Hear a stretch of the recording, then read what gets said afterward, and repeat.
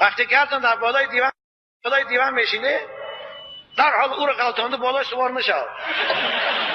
رسول اکرم نهی کردن که لا یقعن احدکم علی امرأته کما تقع البهیمة، شما بالای هم سرتانده مانند حیوان برین در حال خیصده سوار نشه. گفتن ولیکن بینکما رسول، باید بین شما این عروس و داماد اول میان رو باشد. میان چی باشد؟